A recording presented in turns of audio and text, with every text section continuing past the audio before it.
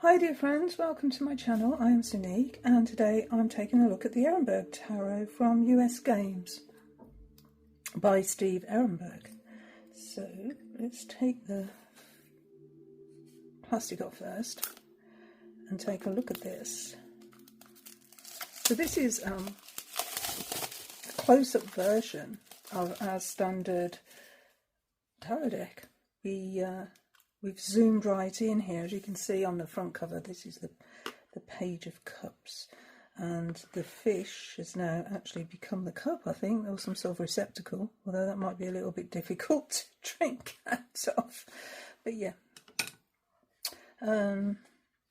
So this is, yeah, like I say, US Games.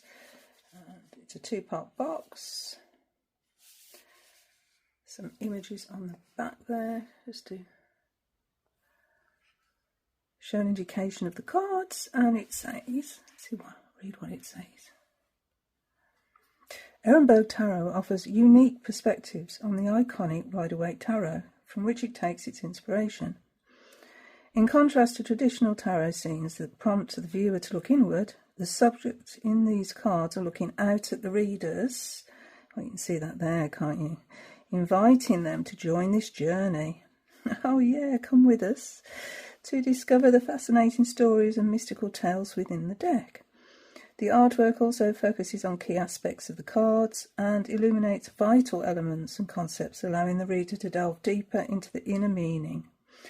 Okay, so there's a 76-page illustrated guidebook with keywords, upright and reversed. So that sounds good.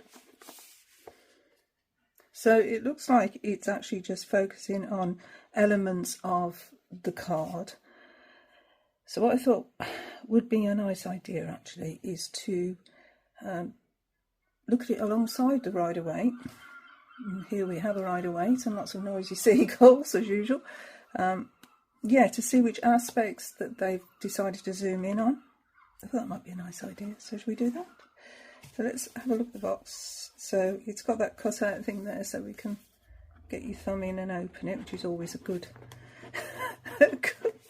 idea. Oh, it's a beautiful colour. Look at that. It's quite like the colour that I've edged my Circle of Life tarot in. Like it. Yay. Also, this is the Joker. It's not the Joker, is it? It's the Fool. It looks like a Joker, doesn't it? Let's have a look. So that's the inside of the box. I've got the little guidebook here, which is, you see, 74 pages. Oh, a tiny little bit of information on each card with a little thumbnail there on the minors. Is it the same for the majors?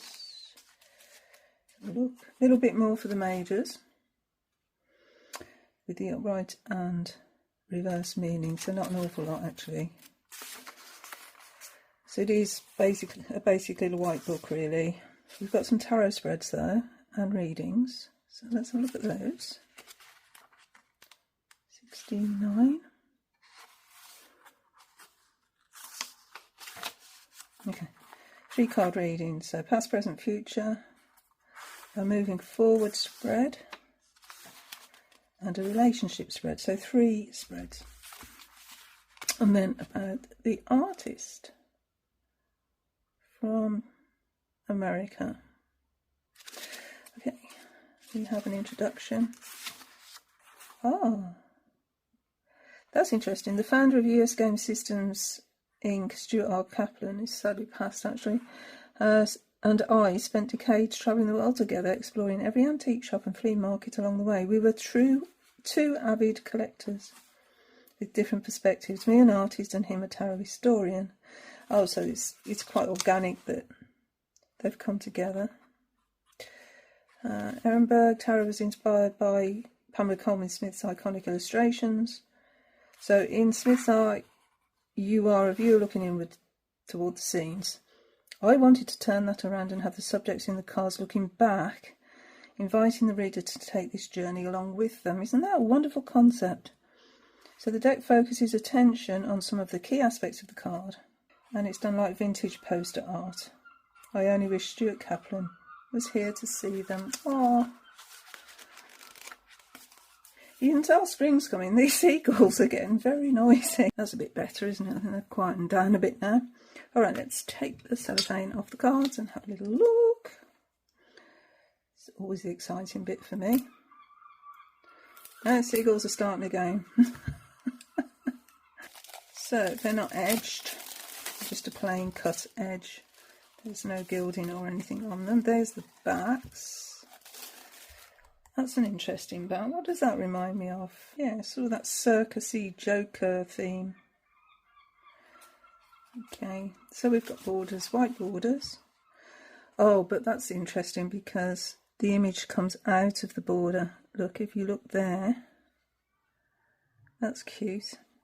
The hat here is actually coming out of the border there. Love the font. That's very Art Deco, Art Nouveau. I can never think the difference between Art Deco and Art Nouveau, and I love both styles. I just don't make much of a distinction with it. Okay, so I've got this traditional or original tarot. I re-bought a copy because mine was just so dirty. And wouldn't you know, it's not in order. Okay, of course it's not in order. Oh dear, I'm not prepared, am I? Hold up, I will put it in order. Okay, I'm back. I've ordered the cards. Should really prepare myself, shouldn't I, before turning the camera on. Anyway, in regards to size, they're actually a tiny, tiny little bit wider and taller, but not very much. If I do it that way, you can no.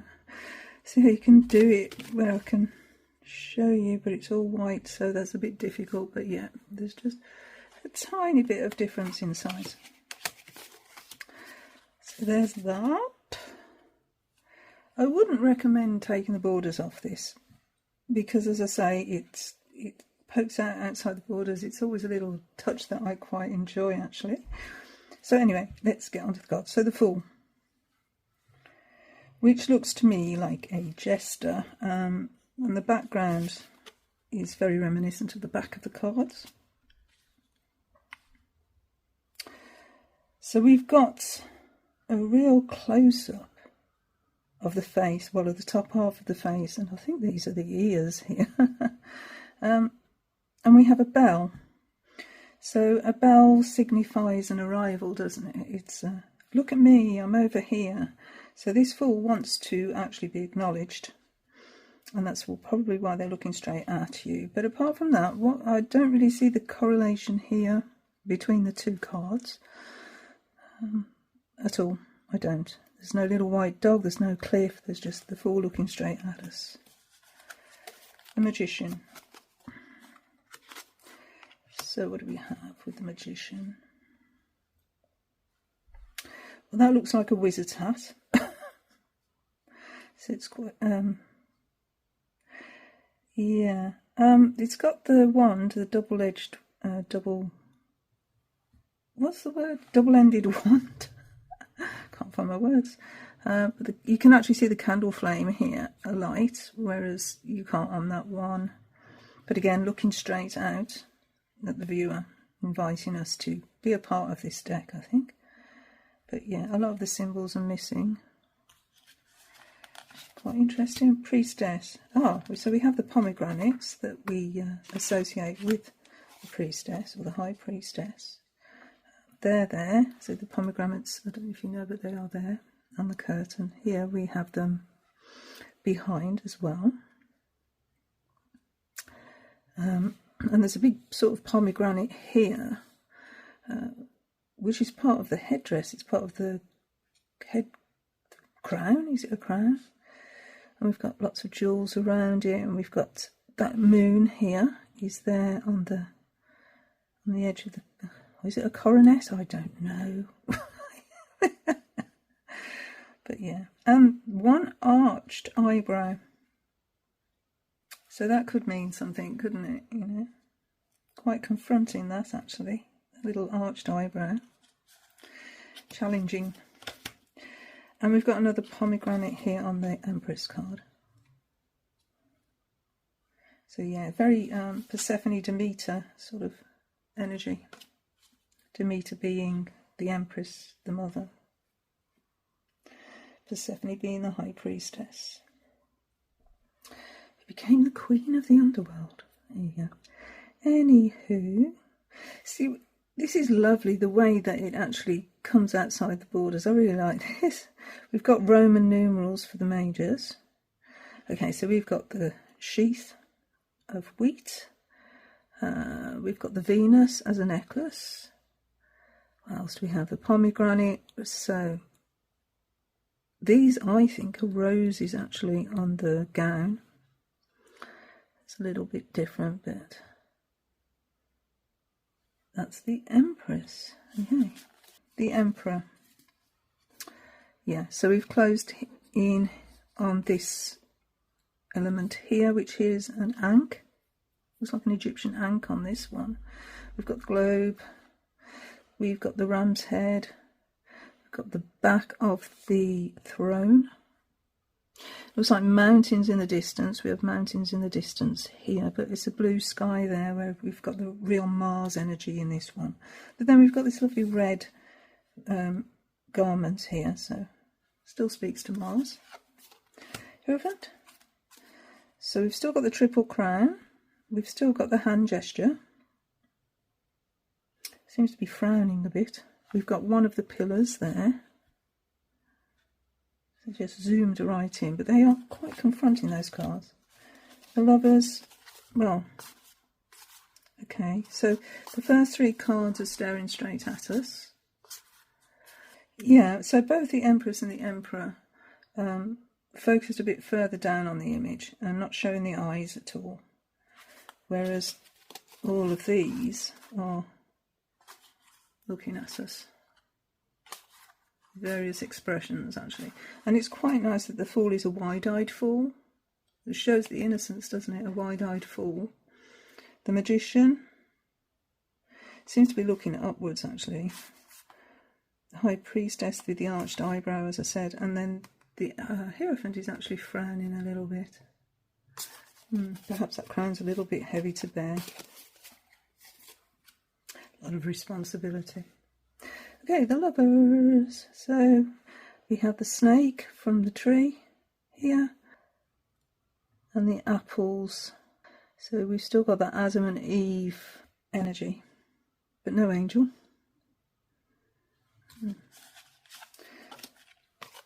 Chariot. So we're looking at the two sphinxes. So we've still got the masculine and feminine energies there, yin and yang. We've got the wings. We've got a crystal tipped wand, I think. So that's that wand there. And no Shiva Lingam. We have strength. And there's the lion, actually wearing the lion proudly. But confined with a corset. I love the red hair, so again that Leo energy. But I wonder why they're confined with a corset. Holding that strength in, is inner strength. Maybe that's the reasoning. A hermit, so we're in on the lamp. A few decks have done that actually, focused in on the lamp itself. And we've got the mountains in the background here, whereas we're on top of the mountains, snow-covered mountains there. Wheel of Fortune looks like a circus act. Throwing your hat in. Dear. Yes, the Wheel of Chance, I would say that was a game show. Sort of taking away the esoteric feeling of the wheel. We have Justice. Justice is blind on this one with the gavel in the air, ready to make a judgment. No scales. Yeah, no scales. And the fingers are touching the lips, so they're not saying anything. That's interesting. The Hangman were just showing a pair of feet. That really reminds me of the Solar Busker Tarot. That's a Solar Busker type of anatomy, isn't it? Hold on. Okay, so the deck is buried deep down. I'm not going to actually go and get it, but this is the book for the Solar Busker, and it just sort of reminded me, you know, that really full figure. It was beautiful. I love the Solar Busker. It just reminded me of that anyway. So yeah. And we've got 2 feet bound instead of just 1. Our death card is a skull. I love the way the fingers are coming over the top as if they're going to come and get you. And I suppose, actually, you know, it's always on the edge of our subconscious, isn't it? It's all conscious. It's always, it is for me anyway. And I think a lot of people have to sort of make there's some sort of a relationship to death, or the concept of it, because it's coming for all of us. Don't want to be a Debbie Downer, but it's coming for all of us. Although, you know, this is a tarot, so it's a different sort of connotation, but, you know, just looking at that could frighten some people, couldn't it? Maybe that's the intention. Temperance, we have the actual angel's wings and the 2 cups.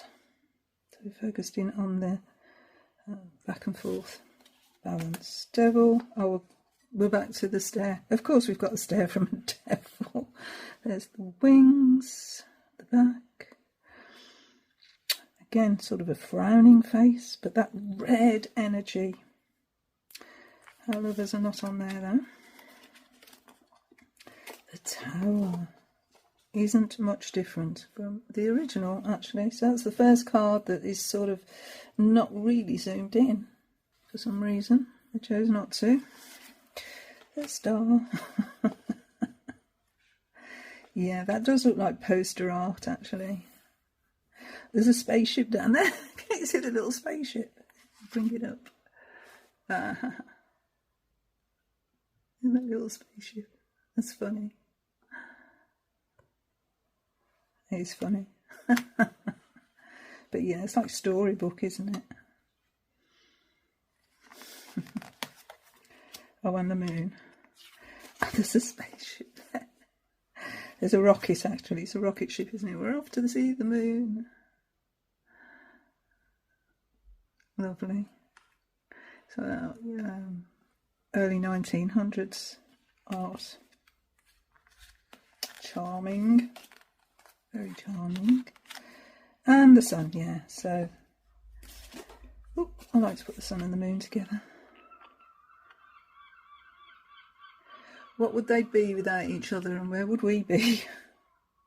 We need both those energies, don't we, masculine and feminine, to make the garden grow. Lovely. Judgment. So we just have 1 figure now in coming out of the coffin. We have some skull and crossbones on the handle, and we've got it looks like a crown, actually. So yeah, I think it's a crown. Or maybe just seeing that. Sometimes you just see things, don't you, that aren't really there. But this is a bit like a vampire. It reminds me of a vampire coming out of the coffin, because it's not a skeleton, is it? It's an actually fully fleshed out hand. Yeah, rising to the call. And then the world card is a ballet dancer, which is perfect. Stepping outside the wreath. Yes, well, this is beautiful. We've got the 4 fixed signs as signs there. So what do we have? Aquarius, Scorpio, Leo. I've done it the other way around, haven't it? So that's Taurus, there's Taurus, and there's Leo. Yeah, they've done them the other way around. On the bottom anyway. Scorpio for the eagle. I wonder why they did that then. Sometimes these details, you know, you pick them up, don't you? Anyway, let's have a look at the wands. So here's my wands. Sun's gone in. Let's find the wands. This deck is ordered a little bit differently, so I'll just do it in the order I like. So they've done it as cups first, then they've done it as pentacles next, then swords, and then the final suit as wands. So they've done it. Sometimes we can read things into this that aren't there. You know, it might just be the way the printer did them and packed them, and nothing to do with the order that the artist wanted them in. Oh, sun's coming back out. Lovely. So you really get the sense of a spirit hand here, not a human hand, but it's spirit that's offering you this opportunity here with the Ace of Wands, which I like. This seems to be the other way around. So yeah, the castle is on that side as opposed to that side, and then the trees are on the other side. So it's flipped it. So we've zoomed in again on the 2. And we're actually concentrating on possibilities here. Really focused on, like the little flower. So for the wands here, we've got an actual wand going across the bottom of the card, and then the number 2. That beautiful font. The 3, we have a telescope, so yeah, looking further outwards from our environment. What's beyond what we know? Lands to discover, huh? So the 4, the celebration, is a handshake here. We've got the confetti, some sort of a checkerboard at the back. But yeah, we've made some sort of an agreement here that is beneficial for both of us. Yeah, mutually beneficial. That's what I'm getting there. Some people see this as a marriage. The 5. Oh, we have a face-off. We had a face-off in the Anaturian deck, didn't we? Tarot of Echoes. Hold up, let's have a look. Just try and find it. I did a walkthrough of this the other day. Oh, this is so beautiful, this deck. I am in love with this deck. Yeah, there it is. Face-off. I remember saying face-off last time, yeah, but confronting each other with different viewpoints. So that's the sort of same energy, isn't it, there? Oh, I love that deck. So, the 6. In the 6, we've actually zoomed in again. So we have the horse facing in a different direction. And then he's peering over the side of the horse, it would seem. He's actually not mounted. But we do have the wreath on the wand there. It must be difficult to decide what to actually focus in on, actually. So the 7. So here we focused on the different shoe wear. It's always spoken to me of you didn't have time to actually, you know, you must have been dark or something. You didn't have time to actually put your proper shoes on or your boots on, and you just grabbed what was there because you were being attacked. So, you know, it was a fast decision to actually defend yourself. But we don't see those that are actually there attacking us. At 8.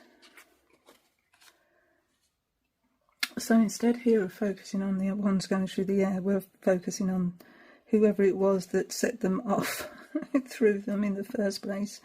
Looks like a bow and arrow, but yeah, still got the background scene there, so that's nice. 9, still got the wounded warrior,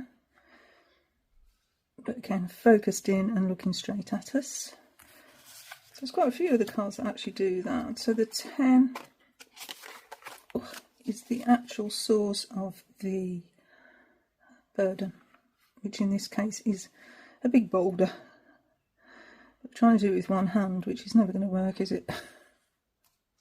Taking on too much there. We have that page, and again a close-up looking straight at us. I don't think his eyebrows have grown in quite. But we've got the salamander there that we see here. And it's always interesting with the Page of Wands to see the salamander hasn't actually joined its own tail, which shows it's like on the king you can see.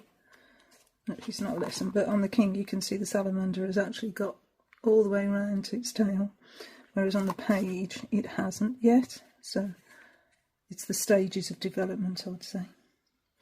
But you know, the leaves are growing. There's growth there. Oh, the night's nice. I like that. Can we show here the horse is actually rearing up, so we're right I wouldn't want to be in front of that horse actually that close, but yeah, we can see the horse rearing, ready for action, ready to go, and we can still see the plume of fire on the helmet of the knight. Nice. But actually the one thing that's just struck me, because the Knight of Wands is fire and dry, arid desert here with the pyramids, this looks more green and lush on this card. So yeah, just struck me there. The Queen, and we've got the cat. Even the cat is staring us out. Come if you dare. I love the Queen of Wands. Such energy. This is, I wonder what this is all about here. We've got these two little, are they cherries? Maybe. There's some emerald. And the crown looks like sort of leaves, acorn leaves maybe. Showing a lot of growth anyway. And the King. Okay, so the King again is looking at us out of the wand, or past the wand, just like the Queen. And the Page. So that correlates there. Apart from the Knight, who's too busy getting on with things to actually stand there and look at you. He's got too many things to do. But yeah, it's nice the way the King and Queen sort of marry up. And here we've got sort of a dragon type. No, a lion. What is it? It's a lion, isn't it? That you find on crests. But their wands are a little different.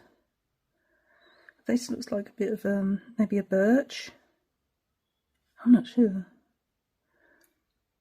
Is this an oak?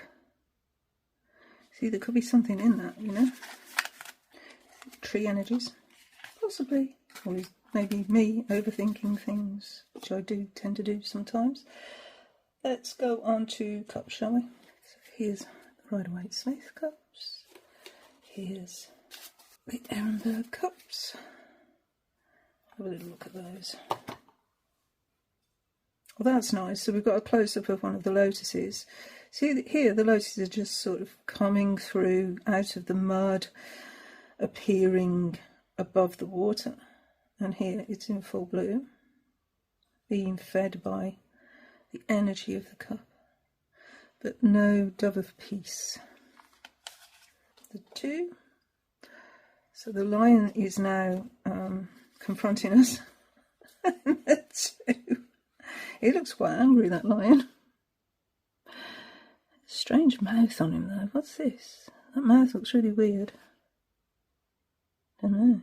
Or is it a crown? I don't know. Looks strange. But you can see one's female and one's male in these hands because of the nails. Would indicate that. And then we've got rather a large cup for our male. Looks quite phallic actually. Whereas the female looks a little bit more open and receptive here. So it's sort of, here I go again, but that reminds me of a womb and that reminds me of a phallus. So yeah.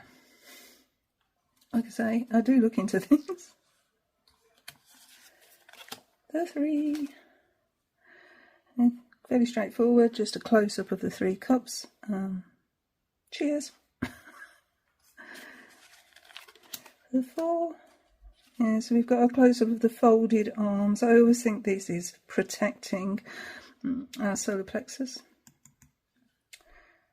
A lot of us tend to do this, don't we, when we feel, I don't know, uncomfortable.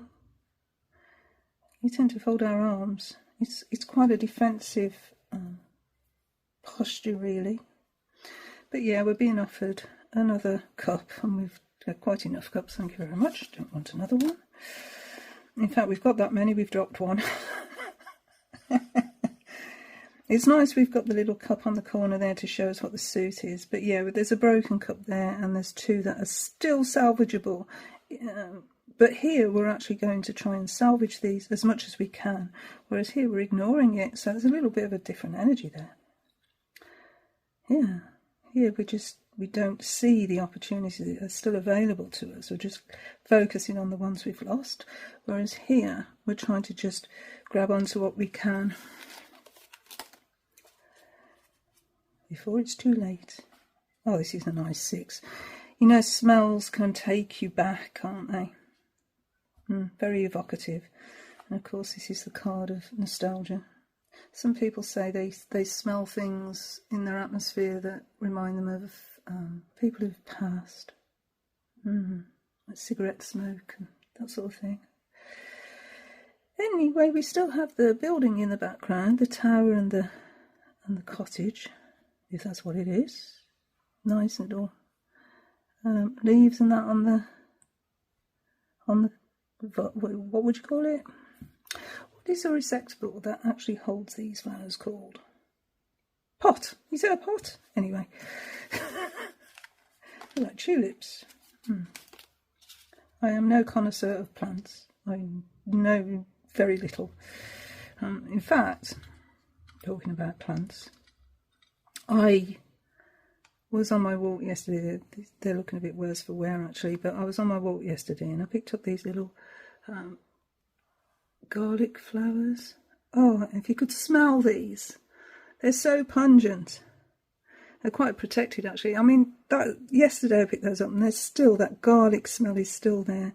But I think they're just so pretty. Let me see the inside of one. Look at that. Let me see that. Isn't that gorgeous? So I've just had them on the side here for the aroma. Yeah, beautiful. Anyway, it's spring, so yeah, spring flowers are everywhere and I'm loving it. 7, so we've got all our wishful thinking in one cup here. Which one shall we go for? And why is there a dove up there? I don't know why there's a dove up there. Oh, that garlic. Oh, now I've touched it, it's like really wafting. 8. Okay, so we're looking from another perspective here. This reminds me of some of the photography I like doing. I love taking photographs from low down and altering perspective. I just think it's yeah, very dramatic. I do like doing that. And that's what's happened here. We've taken our perspective down and back. Love this beautiful, beautiful image. Yeah, I don't see the water though. But yeah, it's a beautiful image.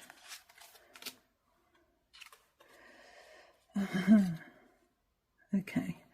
I always think of the 9 of Cups as the collector card. You know, how many tarot decks have you got? How many have I got? I'm not telling.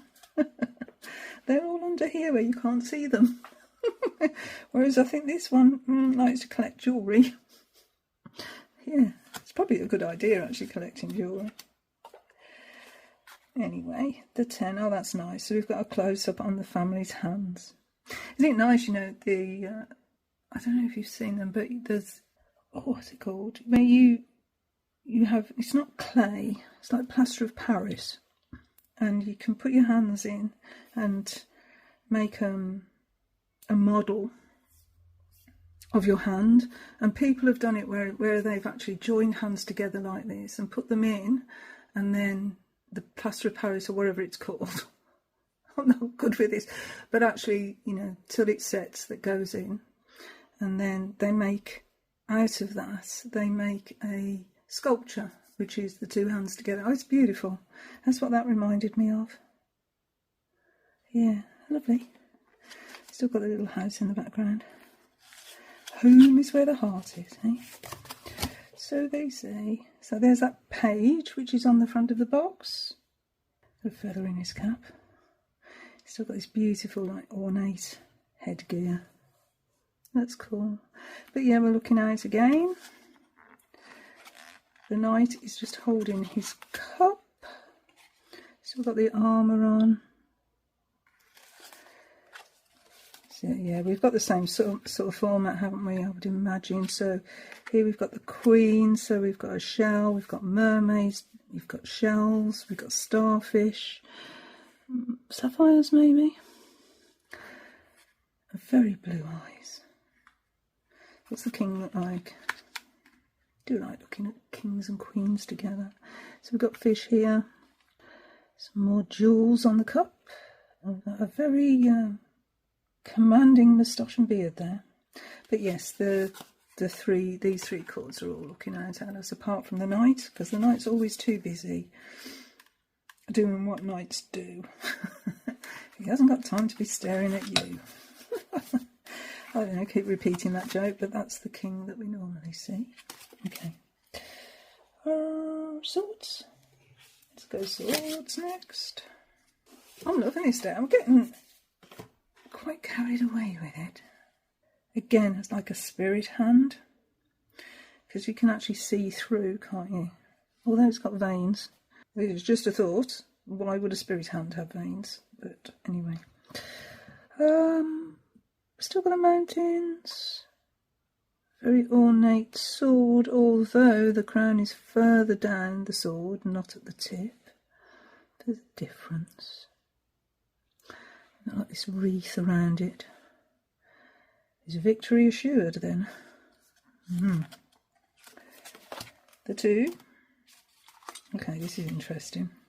The eyes are open, not blindfolded. The swords are crossed across the nose area and not across the chest. I mean, again, I see this as protecting our solar plexus or even our heart.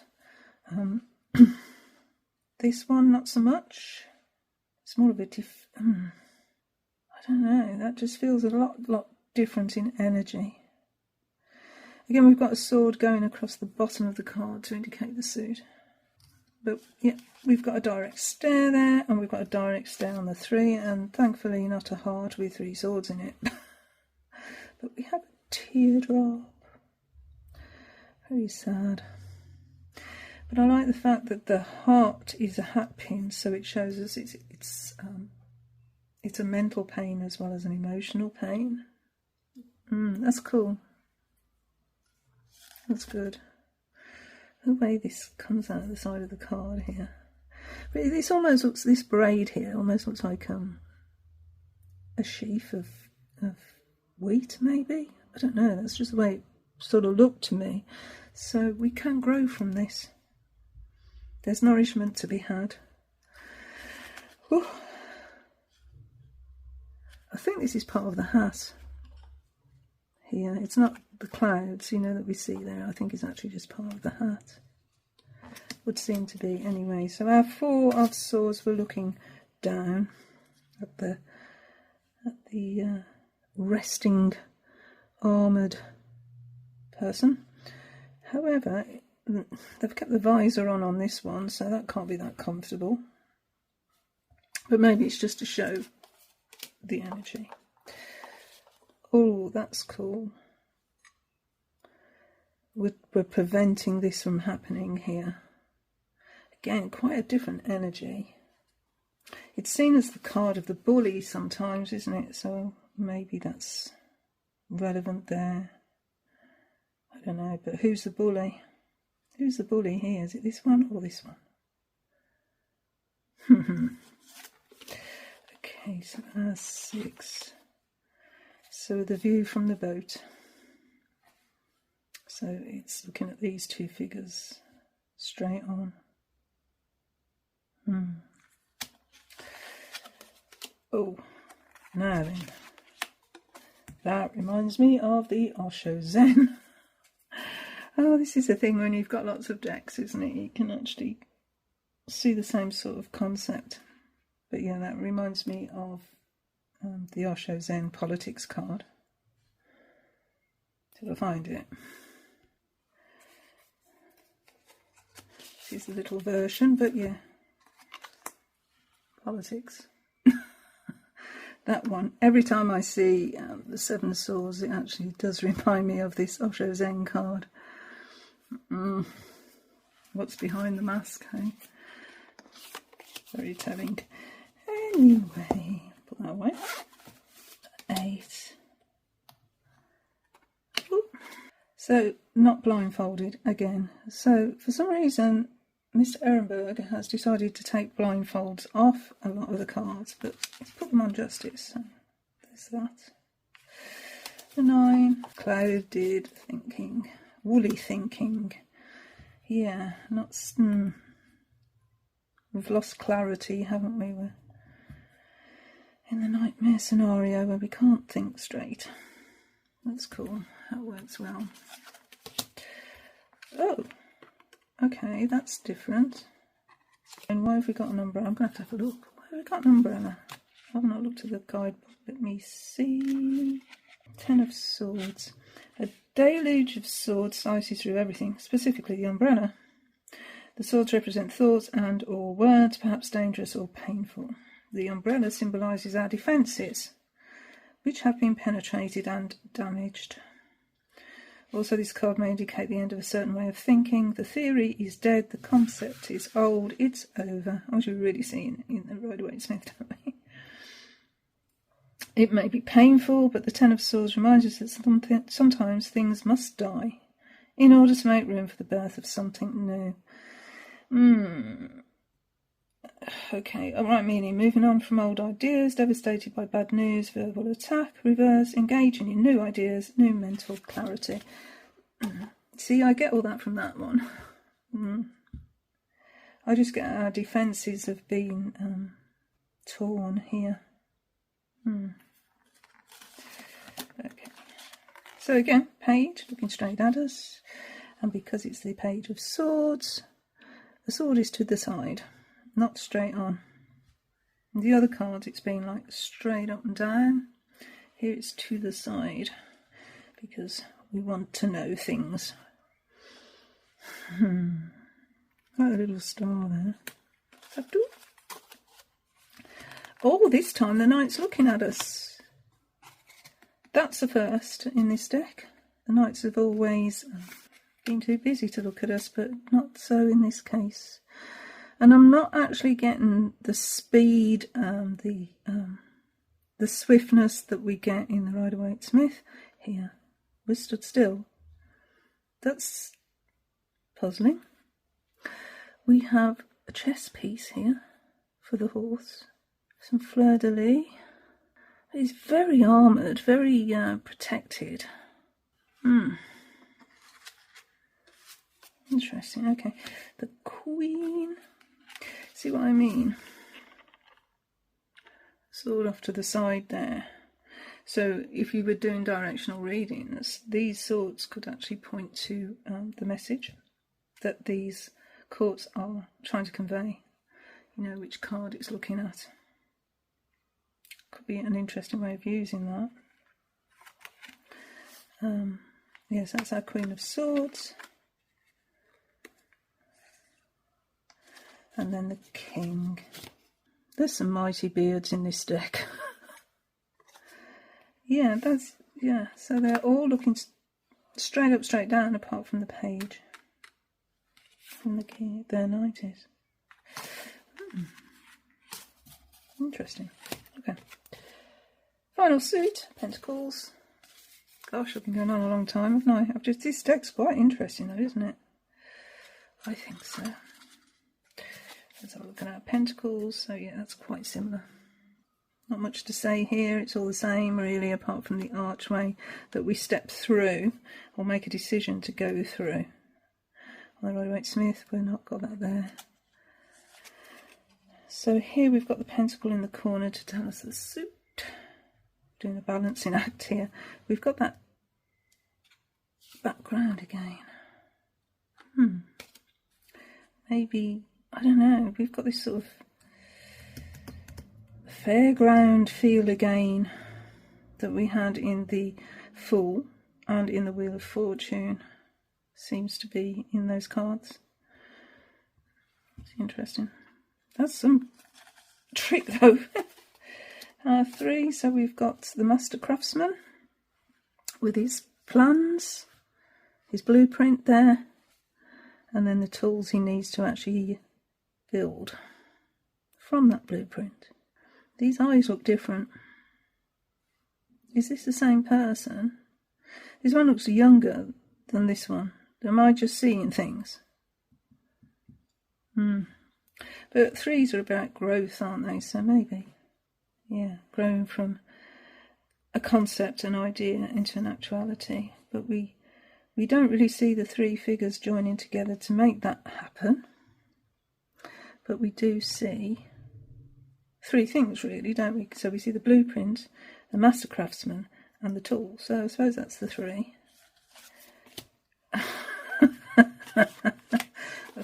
There's a reason I'm laughing at that. Okay, the ball and chain. When I was getting married,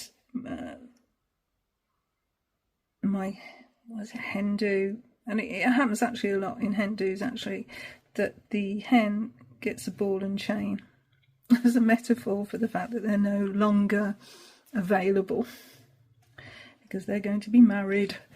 Yes, the old ball and chain. That's why it made me laugh. But it's obviously got a different concept, different meaning here, as in we're tied to what we think matters in the material realm. We can't move forward if we're holding on too tightly to what we've accumulated. There's no forward movement from that. And it's a 4, so it's static anyway. 5. Close-up of the poor person who's suffered. But the church is now a bit further away, and they're actually walking away from that possibility. Yeah, not having a great time. Whereas if they'd gone in the church, this might have happened. Maybe. But we've got a close-up of the gown here, which is very, very lush. Beautiful, very expensive. And we're holding hands out for a handout. That's what we call it, isn't it? A handout. Which is basically what's happening here. The hands are out to receive from someone who's got more. Oh, we're on the shovel. That's that. Plain and simple, focusing on the actual implement. The 8, again doing the same thing, focusing in on the tools and tools of the trade. And I think it shows, I mean, here we can see how many they've already done to try and perfect the craft, and here I think the oil lamp shows that we're carrying on into the night. Yeah, I love the way they come out of the image. It's just cool. We have the 9, and we're focusing now in on the bird on the gloved hand, and we've got some what look like sunflowers here,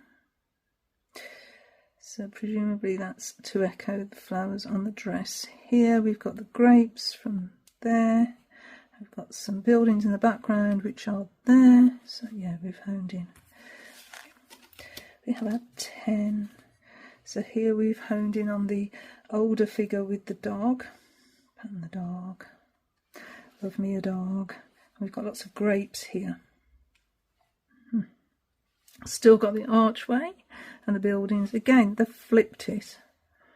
Had some beard. I tell you, the beards in this stick. Phenomenal. Okay, page. Holding on to the coin there. It's almost like we've turned around and we're looking that way now, isn't it? Yeah. Still got the trees, the flowers, nice red cap. Kept a lot of the elements. Oh my days! I don't think I've ever seen a knight. Well, I've never seen a knight actually, but I don't think I'd envision a knight with a rake in their hands. That's a first for me. Well, yeah, it's to show his preoccupation is with the land. He belongs to the land belongs to him, and he's taking good care of that land. It just seems really weird to actually have a rake. But he's using the pentacle almost as a shield, and the visor's down. Perhaps he doesn't want to get hay fever. But yeah, there's only one knight that's actually looking at us, isn't there? So, yeah. Oh, we have the rabbits. There's the rabbits. We got the bunny rabbits. So we associate the bunny rabbit with lots of little bunnies everywhere, don't we? Because, yeah, that's what they do. Especially in the spring. So we've got fruit here. Showing abundance again, and the coin. So yeah, it's an abundant card. You can see it's abundance, and there's so much abundance here. The Queen is surrounded with it. It's nice, got the bunny rabbit there. Oh, Sugar Daddy card. A lot of people call the King of Pentacles Sugar Daddy. Yeah, the man who has accumulated a lot of wealth. Interesting that it's gone above that eye there. There's only one eye shown. That's quite interesting, isn't it? Why have they done that? Is it blinding him in some way? One to think about. Okay, so we've still got all this lush wealth as well here in the crown, or the coronet. The grapes are there. They're inlaid in gold and jewels, and there's emerald. We've still got the bull there. There's a beard. It's just to show maturity, obviously, but I just think they're quite funny. I like this deck. He's got some stray hair coming out of the crown there. You would think he'd be very well presented, having all that money, wouldn't you? So, there's a little side by side with the two decks. And I've thoroughly enjoyed that. I hope you have too. Beautiful deck. I actually don't even think it's out in this country yet. I managed to get it off eBay. For some reason, I don't know how I managed that, but yeah, it came up on eBay, and it's a genuine copy. It's no bootleg. Proper job. That's it, really. That's all I have to say. That's the Erenberg Tarot by Stephen Erenberg, was it? Yeah, Steve Erenberg, and the guidebook is written by somebody else, actually. Karen Baginski has written the guidebook. But it's a very basic guidebook, but it'll get you through, I'd imagine. I like it. I do like it a lot. I like the art style. I like the little surprises as well that have come in here that have made me laugh. Yeah, I mean, I've had instant reactions to some of these images, haven't I? So that's always a good sign for me. So that one is just a killer. It's just killing me. It's just it's hilarious, but it makes the images cement in my mind when I see something like that. So that's my little first impressions of the Erenberg Tarot. Thank you so much for watching. The Fool is watching you.